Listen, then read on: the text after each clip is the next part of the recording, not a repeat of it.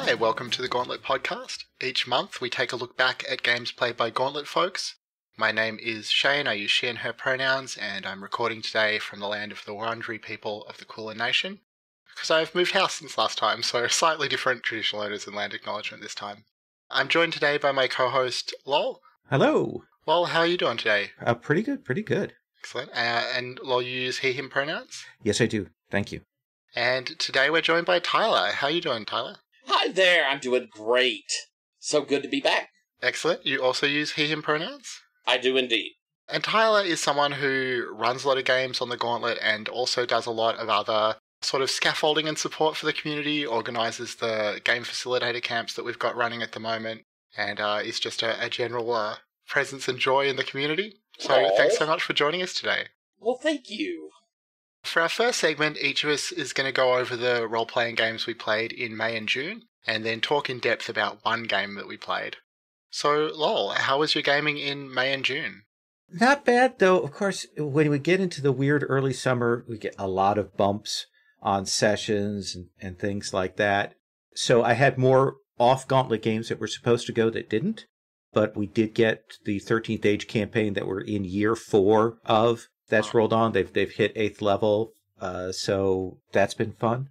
On the Gauntlet, played Worldwide Wrestling with both of you, and then Haunted West PBTA, which I talked about last time, Void Heart Symphony, Hearts of Wulin, and then Dungeons & Dragons 5th edition, particularly with Eberron, and that's what I want to talk about today. Well, I mean, I guess we're all pretty used to weird, obscure indie games coming up on this podcast, Yes. So people might have heard of 5e. Yeah. So this is a weird one for me. So this was Dungeons & Dragons 5th edition, all the new books, and, I bought the supplemental books and all that stuff. It's the Eberron setting, which is one that won the setting design contest years ago, and has a kind of a noir pulp theme to it, and it has a really interesting feel. We played it using Roll20. I've been a high-tier backer of Roll20 pretty much since the beginning, and I don't use it all that often. I used it for when I ran Mutants and Masterminds. I've used it for 13th Age. I've used it for Forged in the Dark, and I used it for D&D 5e. I may talk about that experience in a bit, but I wanted to try Dungeons & Dragons 5th edition, and this goes back to right at the beginning of the year for a couple of reasons. One being that this is the most popular RPG. We know that. This is the most popular. I also, with that, wanted to see if I would get more hits on the videos. I think I wanted to be really honest about that. There's a problem that they're talking about in miniature space right now, the Games Workshop problem, that videos and things that are about Games Workshop things get all the hits, but if you do anything that isn't in that space, you're not getting any kind of hits. Now, mind you, my hits are minimal, so I think anything would be a bump, but I didn't see any significant increase. Like, I didn't see a shift in that. But related to that, I wanted to see how story game techniques, the kind of things that I'm more comfortable with, work with D&D. Like, do they fit together? Does it seem like ideologically at odds or completely incompatible? Before I get to kind of what work made, we'll mention that I did this in 3 2-month blocks. I did 2 months of Ravnica, and we had some structural issues with that in terms of players and things. And so we got maybe 4 or 5 sessions out of that, and that wasn't great. We tried Strixhaven. We got a few more sessions out of that, but that was a case where the structure of Strixhaven itself, the supplement and so on, was kind of an issue. That what I imagined as a school campaign versus what Strixhaven actually gives you was an issue. So that's aside. Eberron, more successful for me. What worked for me in running D&D? Dungeons & Dragons, right now, 5th edition, is a dream for anyone who loves detail. And anyone who follows that Victorian tendency for encyclopedic study and drilling down and all of that. If that's your jam, D&D 5e is there for you with big, beautiful hardcover supplements and all kinds of details and things like that. Within that, the material's generally well presented. It's well laid out. They have a good standard art design and layout. It's the reading is accessible. The Roll20 implementation is really good. Like, it's built in, so you can use a lot of the things from the books in Roll20.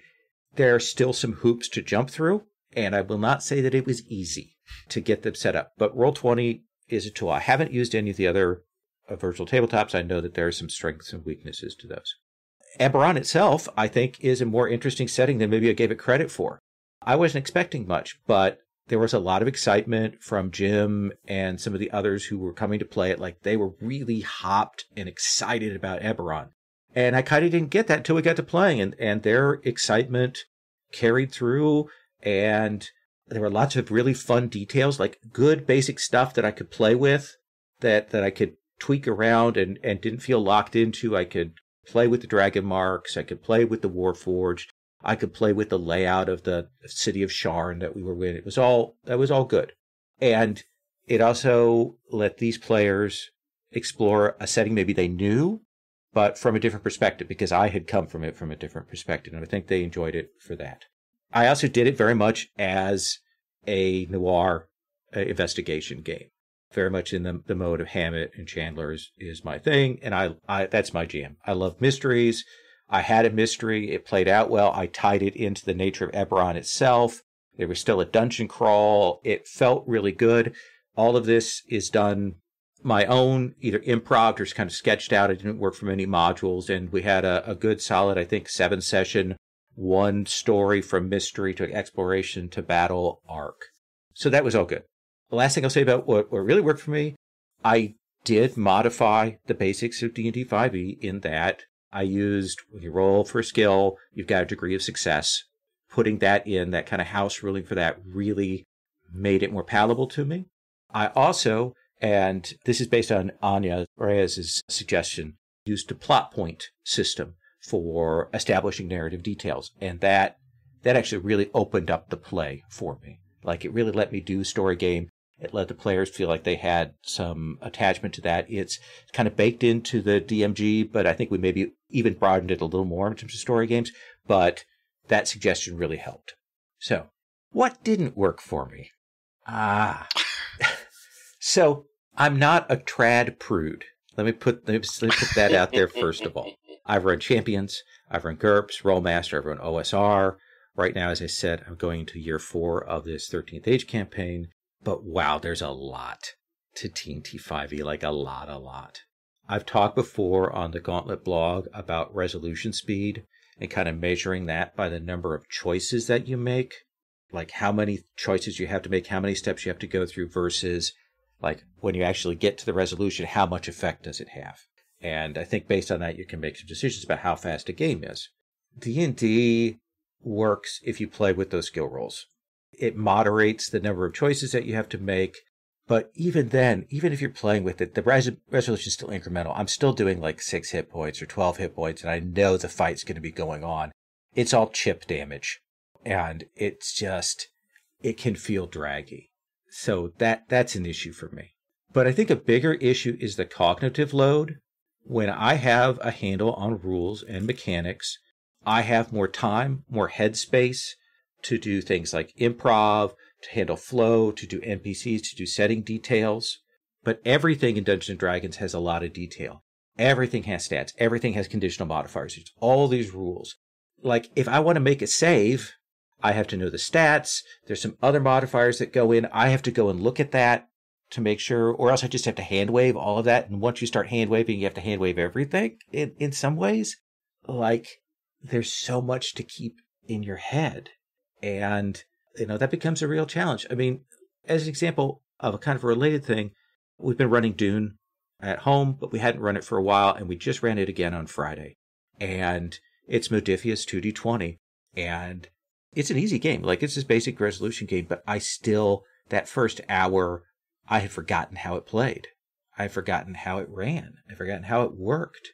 And I think that's a real question about, like, we sometimes hear when we see on Twitter or other discussions, players of Dungeons & Dragons say, I don't want to learn another game.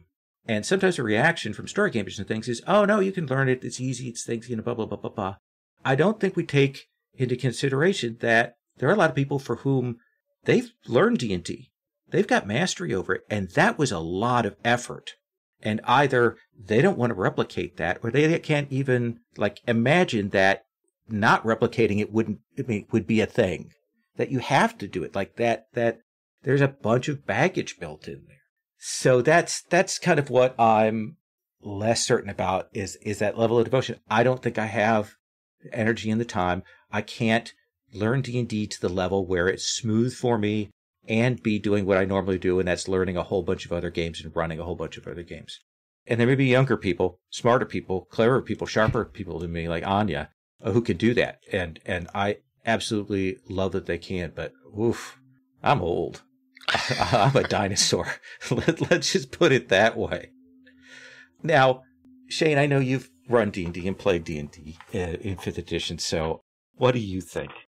I mean, everything that you're saying really resonates for me. I've run more sessions of 5e than I'm ever likely to run any other game as long as I live. And when I was into it, that level of detail and mastery, I wouldn't have called it mastery, but I guess that's what we're talking about, is a lot of the appeal. I could sit at home and make characters over, spend an hour making a character, and that just by itself would be a fun time, figuring out how the bits would interact and what were the optimal choices and all that stuff.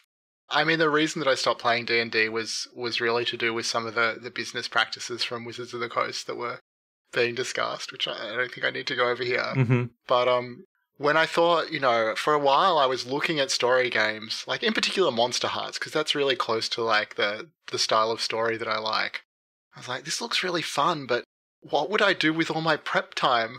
Because D&D, at least half the hobby is the time you spend before the session, thinking and planning and drawing maps and, calculating and counterbalance, which never works anyway, and all of that stuff. And I was like, well, what would I do with all that time? And obviously, once I started story games, I realized you can just play more games, but I wasn't there yet. But yeah, I mean, I still quite like the game. I can imagine running it more. Yeah, there's a weird parallel to, I just restarted miniature painting, and when I was miniature painting a few years ago, I was I'm not done with this, I need to do this, I need to do this thing, got to get to this level, I really want to be doing this kind of shading and work with this.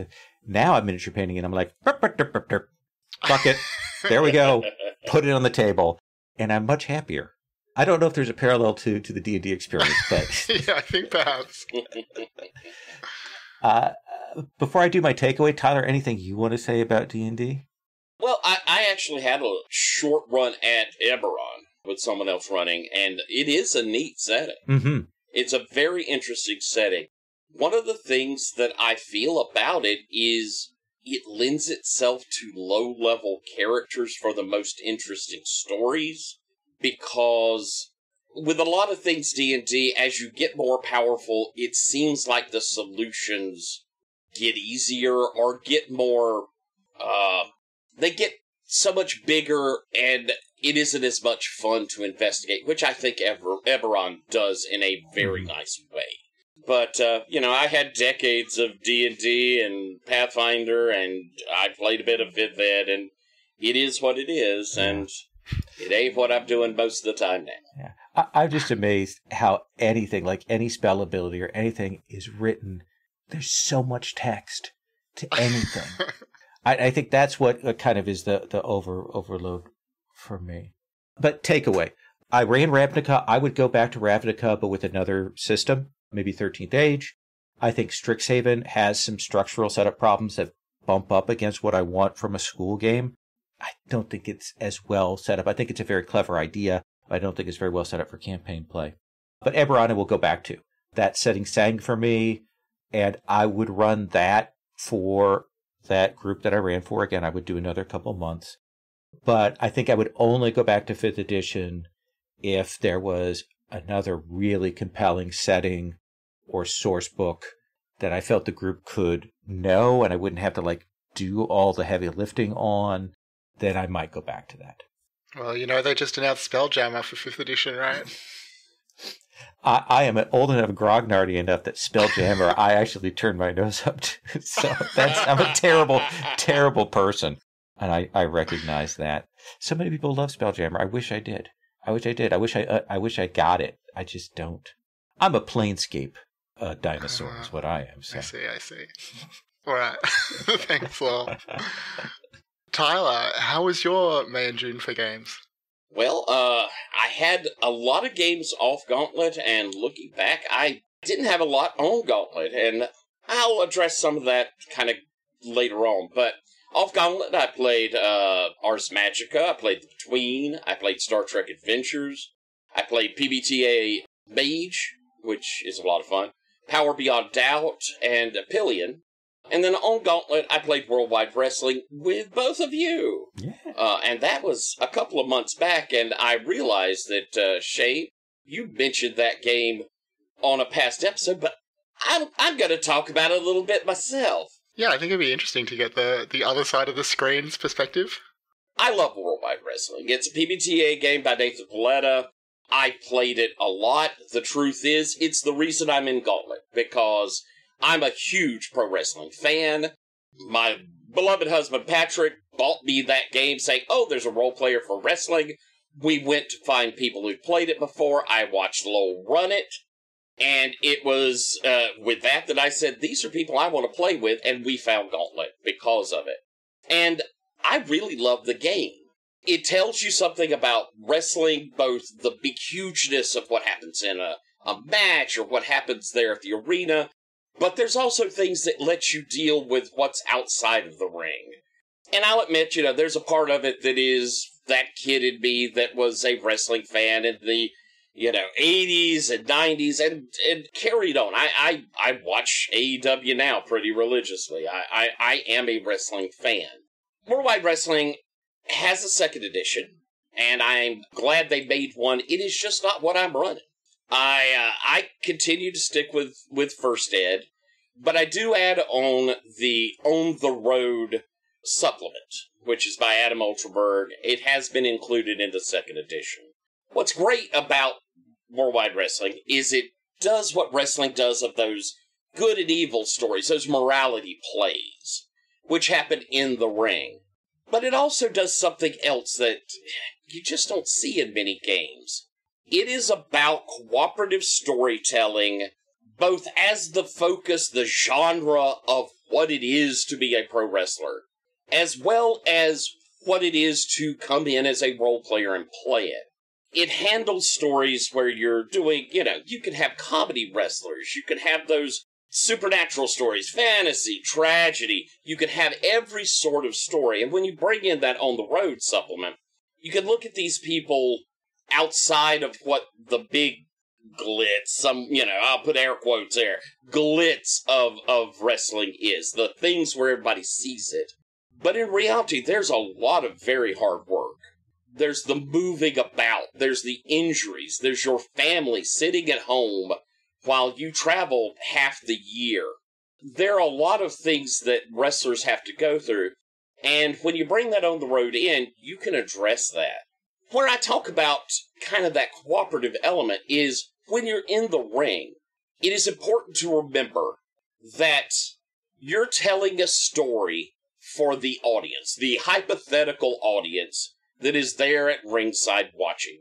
So, two players of this role player then have to embody characters who are playing a role themselves.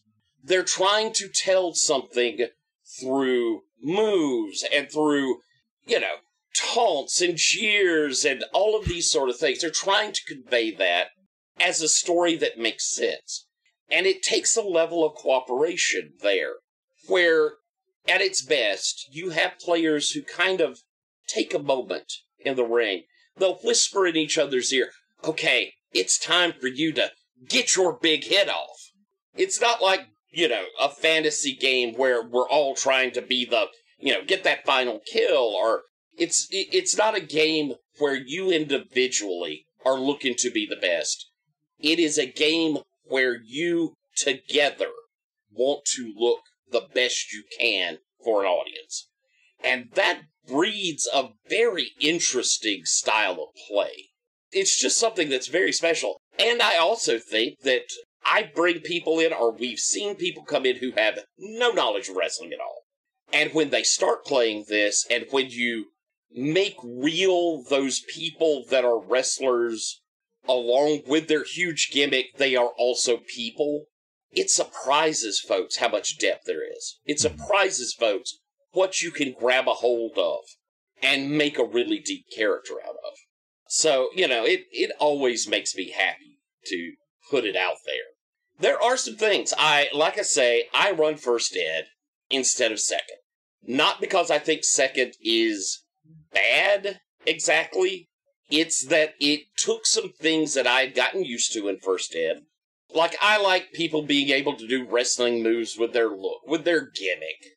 It took that away. It did some things that I think were trying to work with what Momentum does. I'm not sure it did it successfully. And, Nathan, I love Nathan to death. He's been very nice whenever I've spoken to him. I think he's written an amazing game. I just like the first one he wrote a little better.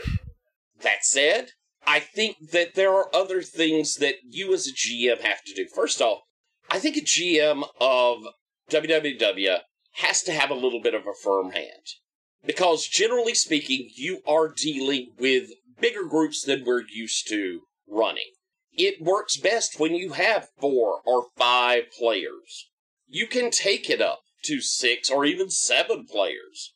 But to do it, you have to be controlling of the time, how people are coming in, how people are moving out of the ring. I have a little thing that I like to do where I kind of do a meta of me as the GM and me as the manager of the promotion, where I'll make those finger motions of wrap it up. Or I'll break in and say, well, you got 30 seconds, wrap it up, to keep people moving. Because it is part of the game. It's not just me, as a GM trying to limit folks. And I always want to let people get as much of their yum as they can. But, at the same time, it's a program. You got, a wrestling show's going to have a certain amount of time. So it gives reality, but it makes sure things are progressing. Because a promo can get long, and you're not helping anybody by not bringing in those moves, going ahead and saying, let's hit that to a roll. Let's see where we are in the ring. Let's see what's going on. So it does take a little bit firmer hand as a GM, and that's not always easy. It's funny because you could almost be describing the actual AEW broadcasts when you say that. Yeah, you have a point. There is still a problem with momentum. Momentum can build up to a point that it doesn't mean as much as it's supposed to, or it can reach a point where folks are using it to swerve things and someone may not understand how to try and battle with that momentum. I'm not sure exactly how to fix that. I just try to recognize that it's there and control it as much as possible. But there is a bit of momentum load still. And this is a game about generosity. And like I say, in that ring, you're both working together to put out the best product. You're not trying to win the match. It's wrestling. We know who's going to win the match. You're going to be told. It is sometimes hard with folks who may not understand the deep parts of that genre to convey that in a way that's positive. And I try to do that, and, you may have to really sort of drill in with, like a general manager or NPC wrestlers, that it's not as important the win and loss record. The important part is the fans are happy they came. So I continue to love the game. I will run it often. I will play it anytime I see it up and have the opportunity. I think that the surprise is that, honestly, it can tell stories you don't imagine. I have seen stories of people dealing with very difficult home lives. Wrestlers who are, getting old, having to depend on those painkillers, those things to get them through.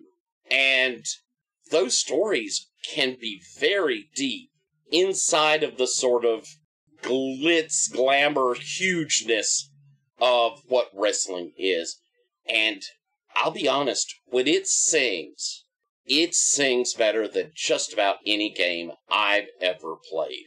Can you talk about, as a GM of this, your experience of what a swerve means in play and what that is like? Because we had, in just this short series, there were some heavy swerves that I did not see coming. And swerves where I, as a player, was like, "Oh, I can't believe they did that." Like I was kind of angry, in a good way, but it was wild for me. We did in ours have several swerves, and I've seen it in other games. A swerve is when, in our game, the GM is a booker. They're the person who decides who wins and loses, because, believe it or not, pro wrestling's fake.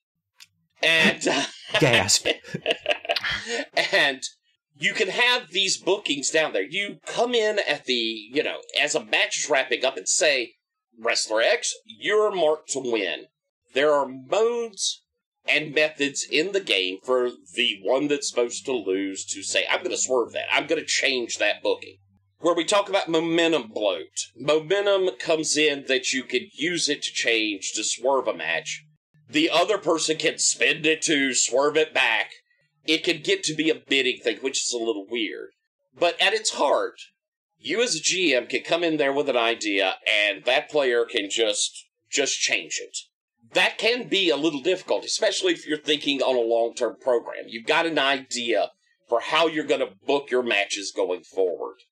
But at the same time, that's what the cooperative element is. Sometimes every time you should address a swerve. If a wrestler swerves that match, the in-character GM of that promotion is not going to be happy. You have done something that you're not supposed to do.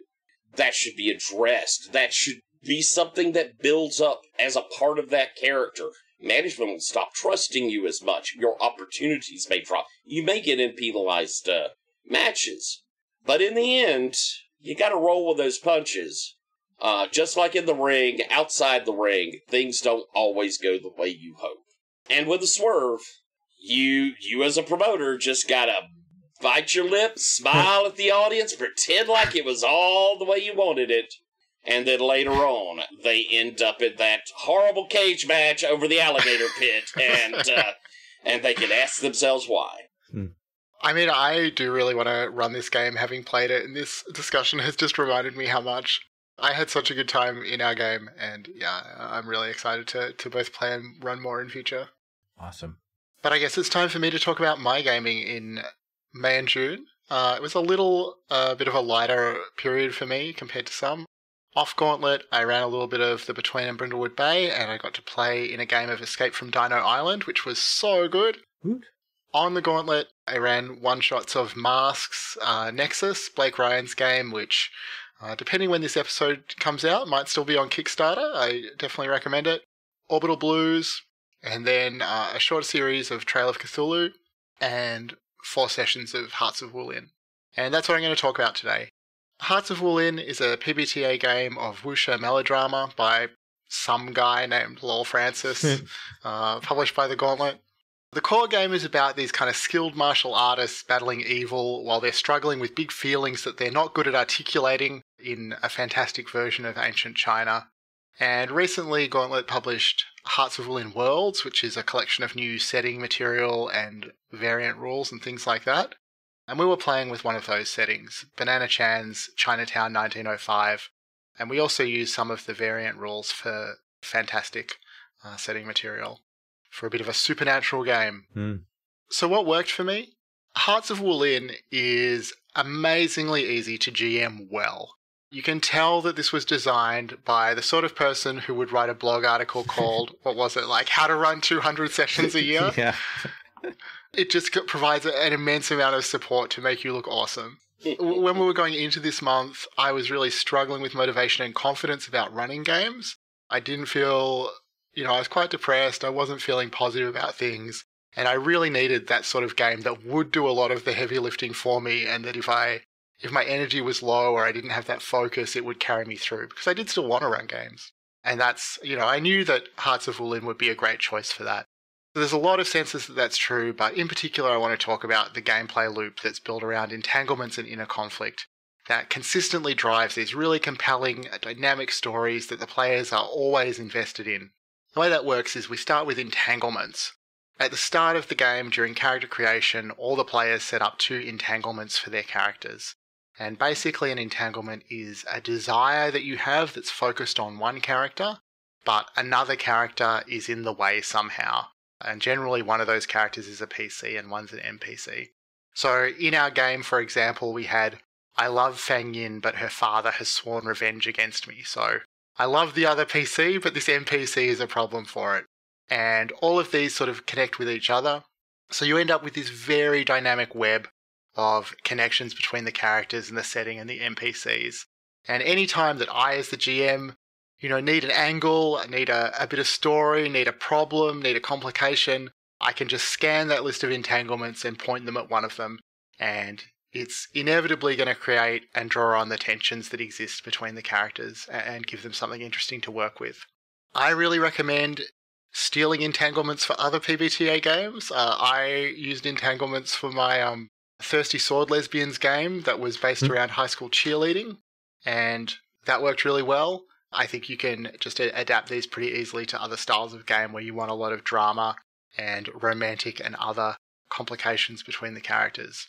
And entanglements bring you directly in Hearts of Wulin to inner conflict, one of the greatest moves in any PBTA game, which you roll when you come face to face with emotional turmoil or pressure. And basically you roll to see whether you will hold it together, flee, hold it together with a cost, and the best part of this move, if you roll a miss, the move text directs the GM to make things much worse. And it's always a good time when you say, I will be making things much worse for you. And the players also get XP. It's the main way that they get XP in the game is to roll in a conflict. So players get excited about rolling it, and it generally complicates the game in an interesting way. And if it doesn't, it's because they're holding together. So they were already pointed in an interesting direction. So it just works really well. I haven't talked about the other moves in the mechanics in the game, which are also really strong. The combat system, I think, is one of the best I've seen in a PBTA game. Some of the social moves that are included in the courtly wuxia material are really great. The other one that I wanted to mention briefly is the way that it combines stats and conditions into elements. I think that's really brilliant and works really well. And again, is just a really good support for the GM to keep things moving. And I also have to mention specifically the Chinatown setting material that we were playing with, which is so powerful and evocative. Some really interesting historical research and pitched at the sort of, for me, exact right level of specificity. Like, I don't need to be drowned in historical detail. I just need enough to get the game moving, and that's what it really does with this cool sort of noir-inflected spin on Hearts of Wulin. I do want to mention here, it's a brilliantly done piece that Banana Chan has put in, and Yangshi, the game that has an ENnie nomination and so on, is sort of the same place, but I think 10, 15 years later, but there's a lot of resources in there and ideas and themes that can be taken and brought back to that Chinatown 1905 setting, especially if you want more detail on what the supernatural or the monsters might look like in that setting. Cool. So what am I less sure about?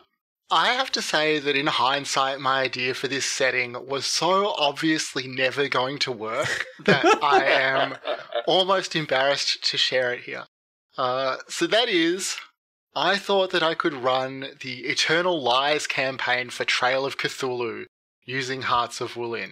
And if you don't know it, that's a massive hardcover book about characters who travel the world, battling cults and elder gods in the 1930s. It takes most groups a year or two of sessions to play through. And I thought, I'm going to set this entirely in San Francisco and use a game with no horror mechanics and a play-to-find-out approach. I just imagine people listening to this who've played Hearts of Wulin giving the same facial expression that Lowell just gave. And you're right, it was a bad match for this game. Specifically because Hearts of Wulin generates so much conflict and drama from the players themselves, from the entanglements that I was just talking about. You just could, you would be dragging them away from the most fun part of the game if you tried to impose that sort of a plot on them. And I think the tone of Hearts of Wulin, in hindsight again, something that's really baked into the mechanics is that it's just quite joyous and playful in a way that, like, you can have horror elements, like there is that fantastical and supernatural element to it, but it's just not going to be a horror game. Although, in my partial defense, I do want to say that I still think Inner Conflict could be a really cool horror game mechanic where, like, you encounter something terrible, you roll to see if you hold your ground or if things get much worse or if you flee. I think that would work really well. If someone wants to steal that idea, I will play your game.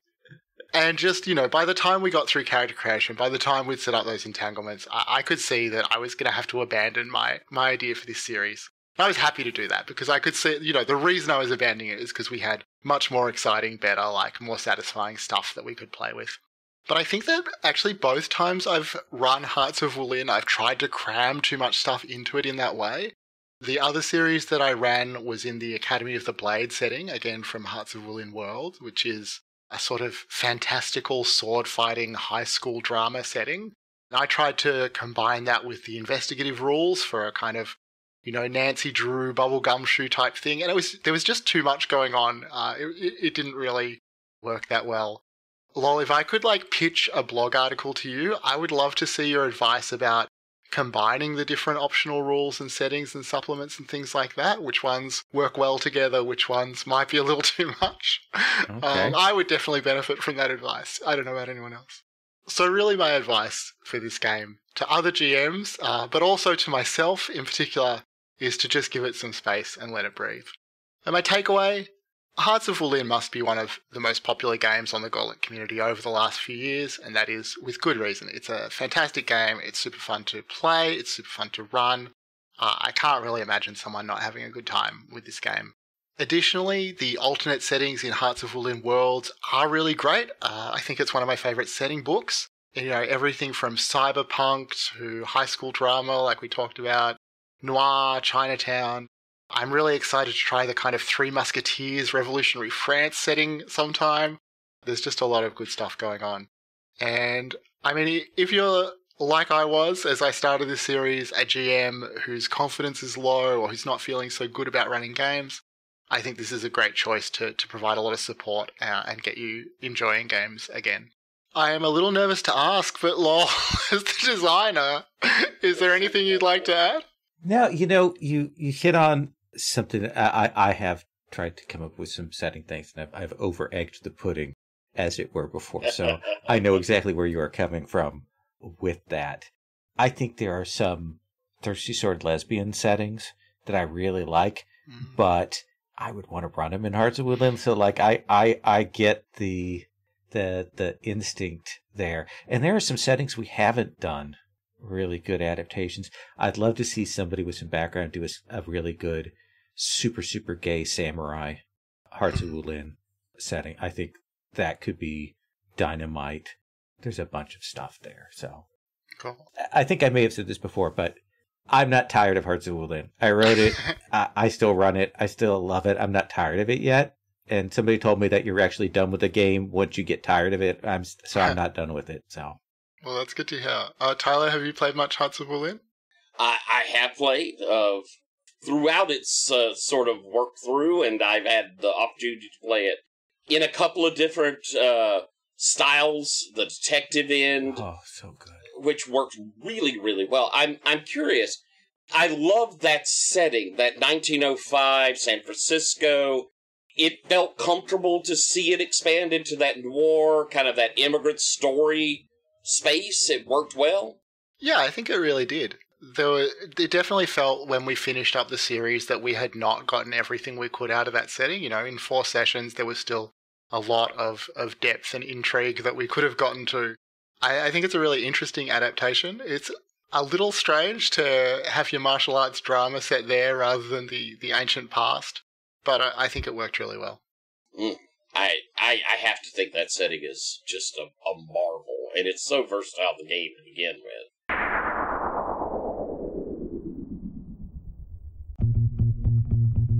Hi listeners, I wanted to let you know that new issues of Codex are now available in the Gauntlet Patreon feed. Codex is the Gauntlet's bi-monthly role-playing game magazine. Each issue is organized around a theme and stuffed with brand new material for your table, including original games and supplemental material for games like Trophy and Brindlewood Bay. Check out Codex by going to patreon.com/gauntlet. Your pledge not only gets you Codex and other Gauntlet publications, but it also supports all the important work we do in the Gauntlet, including this very podcast. If you'd like to try before you buy, there's always a free issue of Codex available on our website, gauntlet-rpg.com. And if you're looking for back issues, you can find them on DriveThruRPG, including in reduced price bundles. Thanks. For our second segment today, Tyler is going to talk about a topic of his choice. What did you want to talk about today?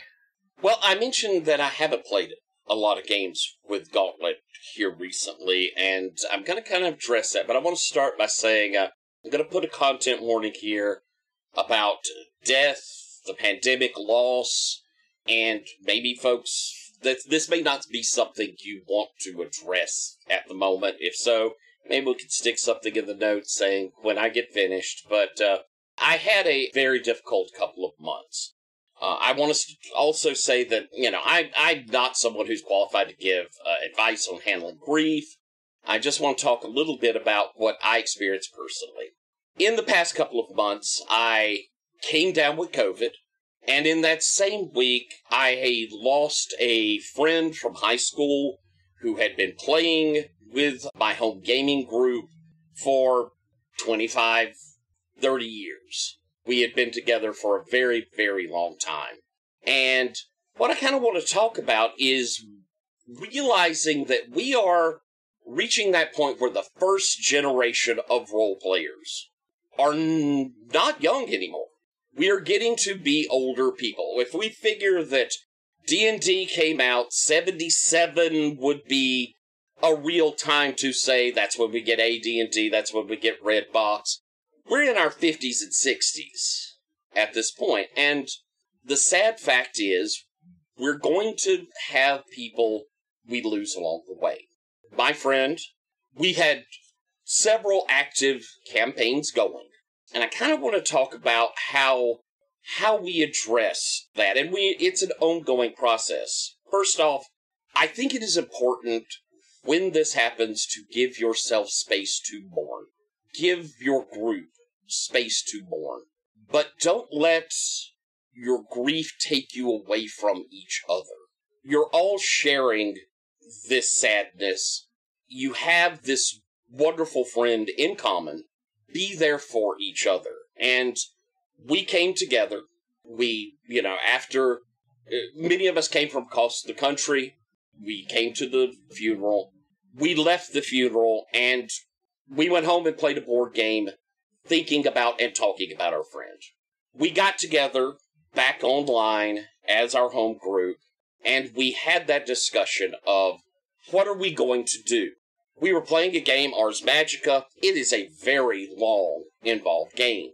It was a game that our friend really loved, had wanted us to play, had spent a time GMing, and we had a couple of years into this campaign. The discussion comes down to, do we just end it? Do we go on a hiatus? Do we try to continue forward?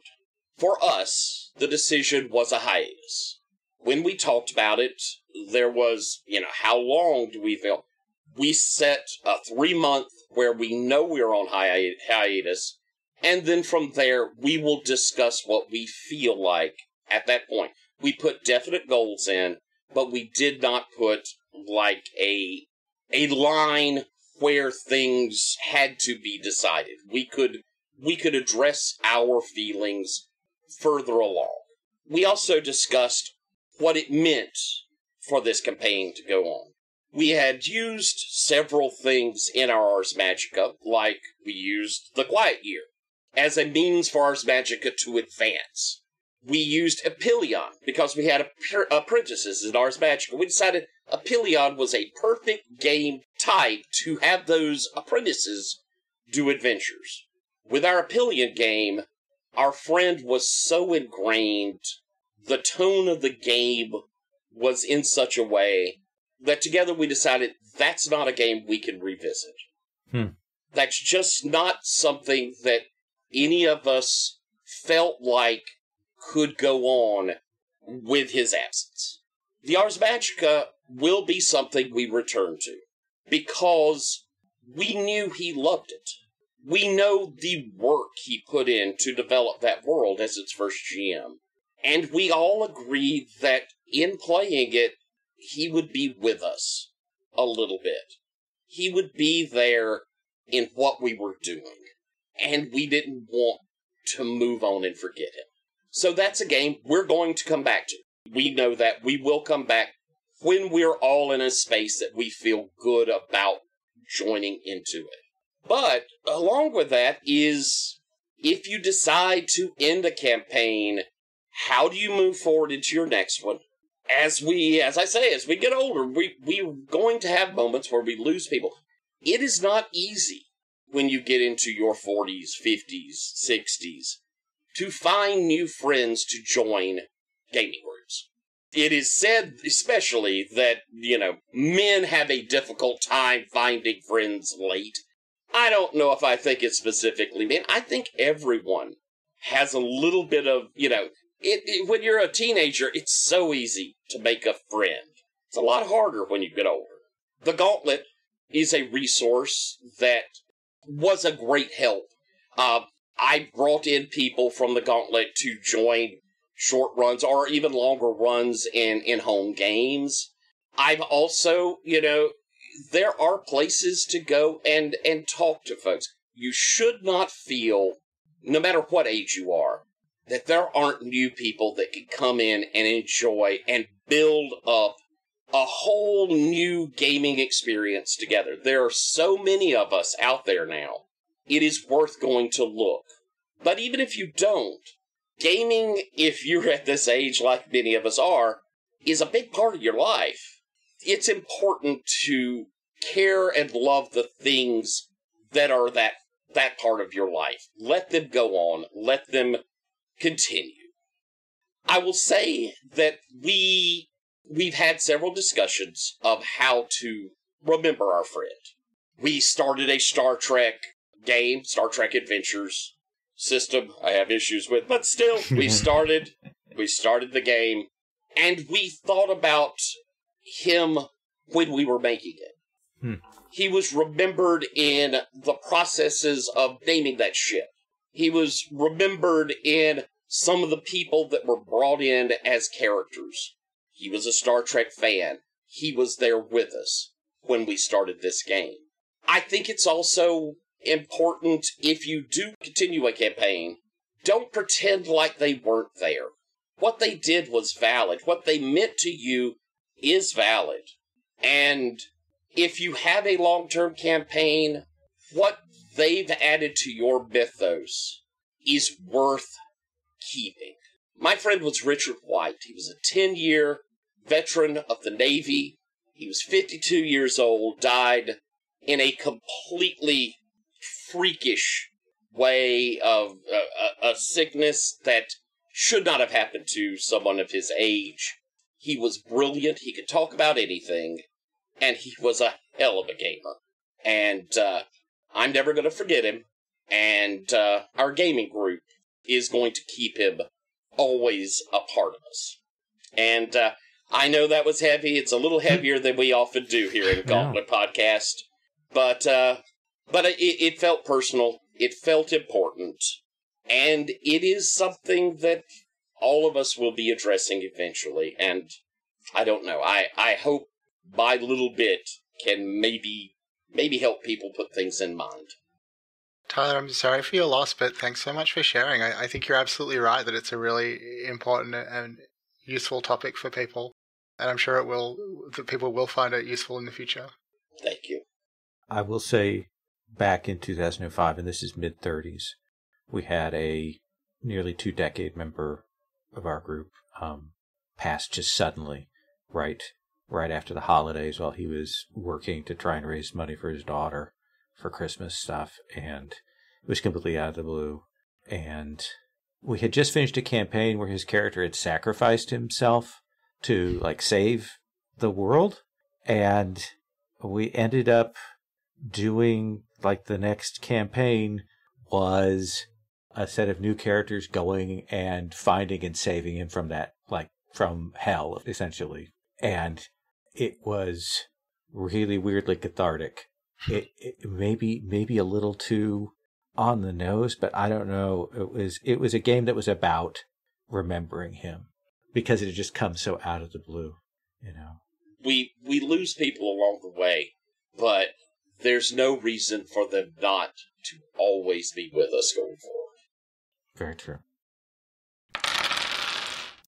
In our final segment, we are each going to discuss something that has been inspiring us or giving us joy recently. So, first of all, Lowell, what has been giving you life?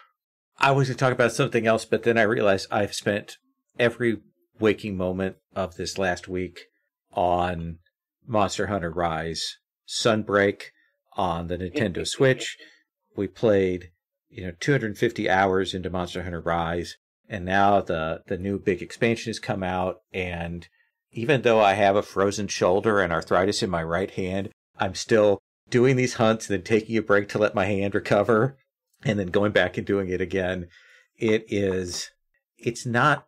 Monster Hunter World was a really hard game, and we worked hard at it, and we hit kind of a wall eventually. Monster Hunter Rise is a softer game, and it is just a pleasure for me to play and pretend like I'm good. Like, it is all brute force, and it takes us the full amount of time to actually do a hunt. But Sherry and I play together. We have 2 TVs, one on top of each other. We sit in the same room and do it, and, oh man, I love it so much. And Tyler, what has been giving you life? I'm a television, movie sort of person, and we are living in the golden age of entertainment. During difficult times, I cuddled up with the warm-weighted blanket of Ted Lasso. We have Miss Marvel, we had Stranger Things, we have Umbrella Cat. There are so many amazing things out there for entertainment. There are some magnificent documentaries.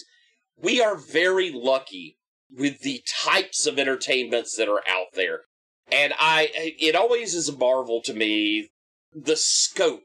I remember a time when there were 4 channels on the television, the scope of things we could watch. And, it's a common thing for people to poo-poo or slap down. So, I didn't like blah, blah, blah. Well, fortunately, you have 750 million other things to watch. Find what makes you enjoy your time, those little bits where you can grab some entertainment.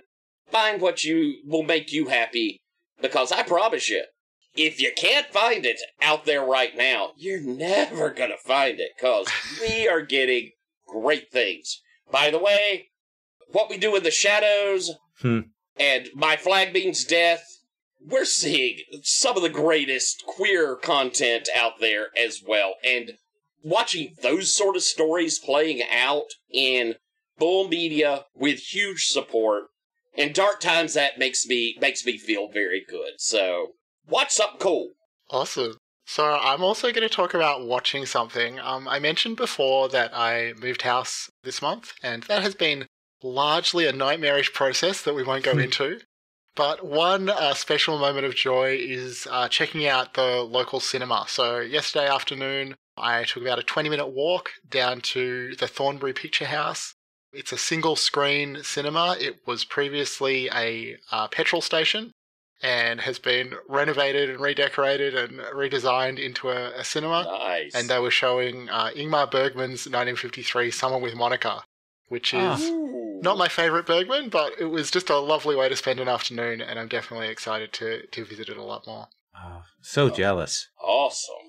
Well, that's our show. Thank you so much for playing with us. You can check out the show notes for links about the games we discussed, and you can find out more about the Gauntlet at www.gauntlet-rpg.com, where you'll find articles, podcast info, and links to our forum.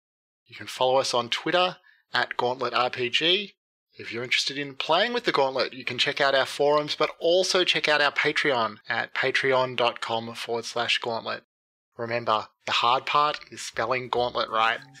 So thanks so much, Tyler and Lowell. Thank you. Thank you. And thanks to our listeners. See ya. Yeah. Bye, y'all.